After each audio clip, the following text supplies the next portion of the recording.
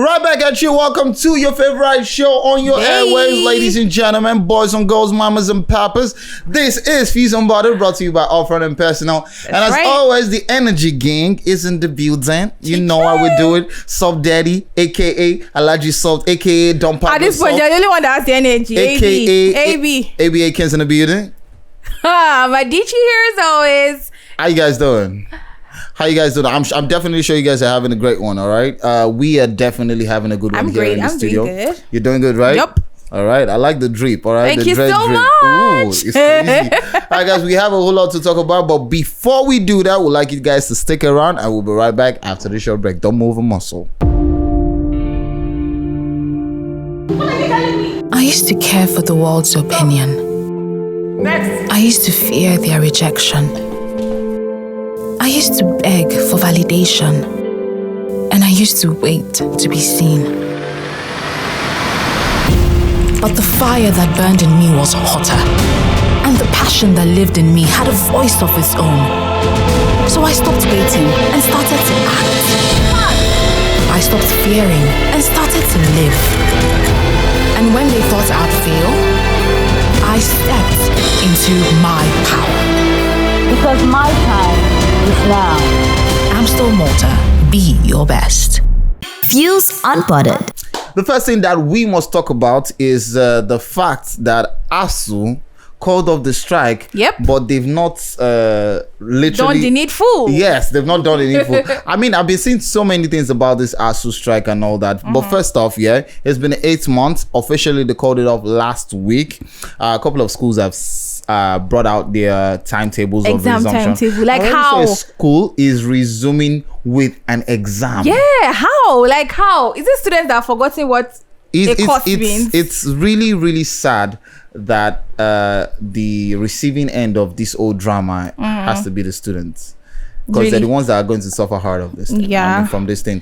The pressure to rush all the syllabus that they've not been able to cover over the long period of time wasted. And the pressure during the exam period, the test period. And we know how very hard some lecturers could be on students. I don't know, but have you had your own fair share of, like this kind of pressure? I have had mine. I have. I mean, I was a witness to ASUU strike. Then, I mean, I can't remember the year, but that was like the 6-month strike. I can't remember the particular year. And it was really, really, I mean, even though I feel like I was enjoying it, but the moment ASUU called off the strike, it's like, okay, the pressure of, actually, I think, exactly. It was before exam as well. That's when we went on the strike. Yeah. So, like, I mean, opening your books, like, I mean, you go to class and you see your friends reading, you see your classmates reading, and you're like, like the pressure is like, oh, do you think will I be able to do this? Will I be able to still?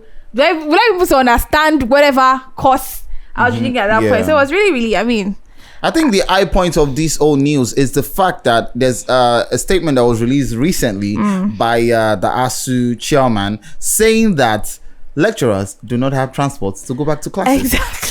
And I'm like, what? This country is we should have like season 1, season 2 of this entire, like this past 8 years, like is an entire reality show. 8 months.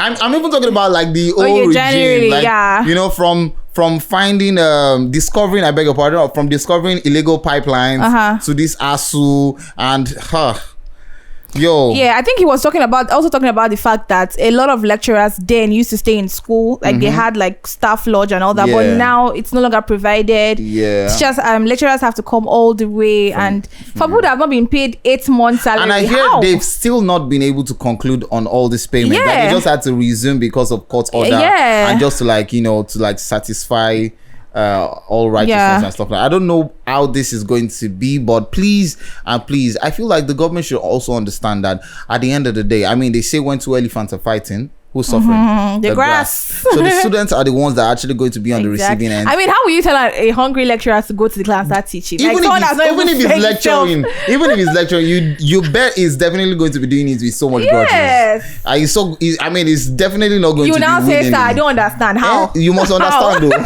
Like, you literally understand. I've seen a lot of funny tweets about this whole ASUU thing. I saw one recently that I want to also talk about. Someone said Davido and Fuse dropped the song Electricity and we were having constant lights. Someone said Arya Star dropped Rush and Nigeria started becoming flooded. A couple of places becoming flooded, and Black Bones dropped back in uni. And ASU called off strike. And people are like, Black Bones, who sent you? Who sent you? I don't know. It sounds very funny, but there's some level of correlation in that in that tweet. And I saw a video where one guy actually went to a church to give a testimony that me comrade, I've been washing plates for 8 months. That his testimony is that ASU has called up the strike and he's going back to school, that they will tell him, that they are literally going to beg him to come back to the house. I even have experience from my house. Like my sisters are like, you're not going to see me until December 2023. Like the torture is a lot, guys. But what is the torture? It's a lot. It's so easy for you to say. I mean, have you been in the house like 24 hours? No, like there's no light, just at home. I experienced ASU strike like 3 it's not about times, Netflix and chill or whatever you guys say, but I mean, it gets boring at some point. You feel like you're stuck at a point. I know that, but I just only hope that the resumption is not just going to be it's not going to be a forceful one. It's going to be a resolution of the old back and forth that they have been having with the federal government. The government also keep their own side to the they have to. I mean, all the payments owed in arrears should be paid so that these students do not have to suffer for something that they're negligent about. I mean, and this whole rushing of exam, please, I don't know if there's anybody listening right now that is a lecturer or is in the academic union. Please, you guys have to take it easy on the students. But do you think students are ready to go back to school though? Students have forgotten their matric number. Is he Biliki makeover artist or buy your crypto? Or some that have actually gotten pregnant. Like I'm probably in the house right now. It's a lot, guys. You don't even want to go into that. We'll be right back after the short break. We have more tea for you. Don't move a muscle. There's still more to talk about.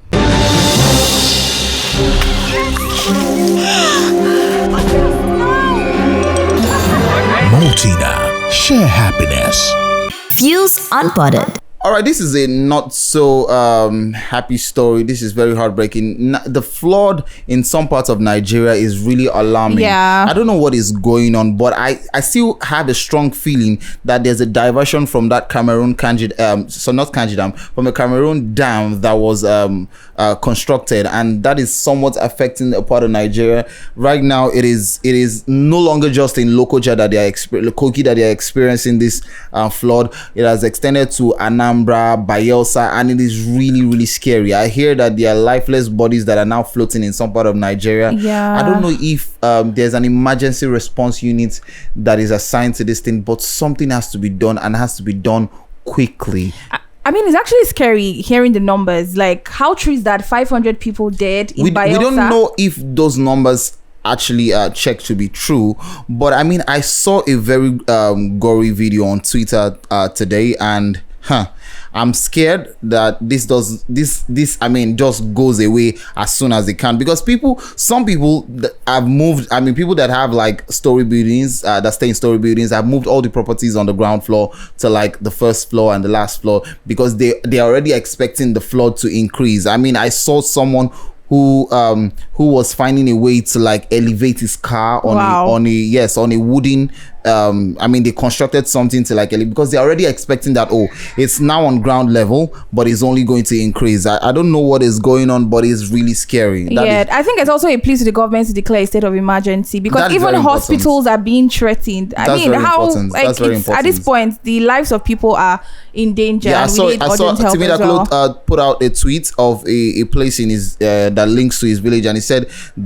I think is a linking road or in a bridge in Bayelsa that is completely damaged. So people that are traveling from both ways are stuck wherever they are. And I don't know, but the media needs to really shed more light, and at this point it's going to be very tasking to go to those areas, but I believe that we just need more information on what is going on those areas, and we need the government to act as fast as possible.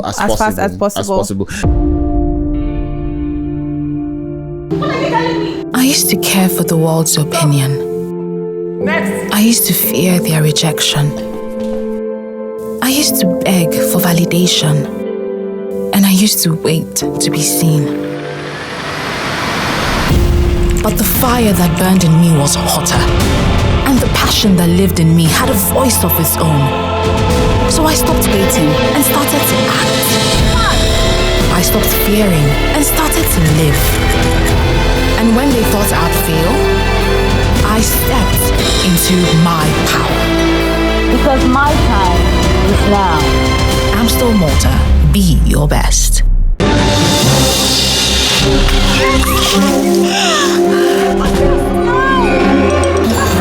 Maltina, share happiness.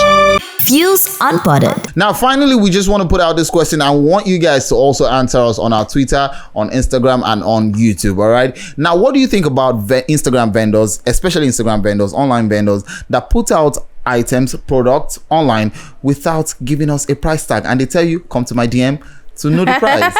First off, I want to give my own experience. All right, I bought something yesterday.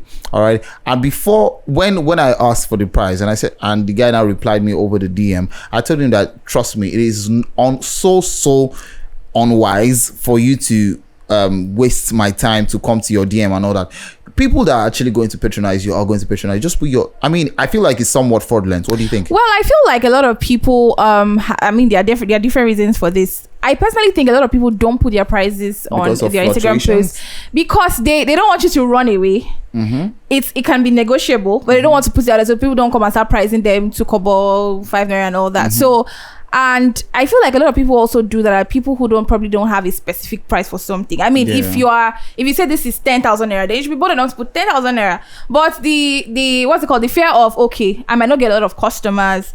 People start running, they want to see that price, but they can slid into my DM and we negotiate about it. I think the major reason that I hear of is the fact that there's always price fluctuation based on, but we know that there are some things that are static now. There's some things that you know that okay, you cannot exceed this amount. I still feel like there's a way of going about it. Put your price and just put in bracket that prices are negotiable, not fixed. And I mean, they can either increase or drop. I mean, if you put that what's it called, notice or PS, I think people will still want to or not want to patronize because that people will still run away. If they see the price and they're not interested, they will still go. Yeah, so that's it. But guys, let's hear what you think. How about you hit us up with your response on YouTube? All right, hit us up on YouTube on the comment section. Fuse1 on YouTube, FUZE1. Tell us what you think. All right, what do you think about vendors online that do not put their price tag on the comment section? All right, let's hear what you think. You can also hit us up on Instagram, Fuse_local on Instagram, guys. Let's hear what you think. Hey, link up with me, Sub Daddy, on Instagram and Twitter at AB_AKYZ, and be sure to send your boy a DM. Your boy. AB. All right, guys, you can follow me on all social media platforms at _Madichi. Guys, that's the much we can take today. See, guys, listen, love yourself and do what you love. All right, from all of us here in the studio, stay fused. Holla. Upfront and personal, world-class business, world-class consultants.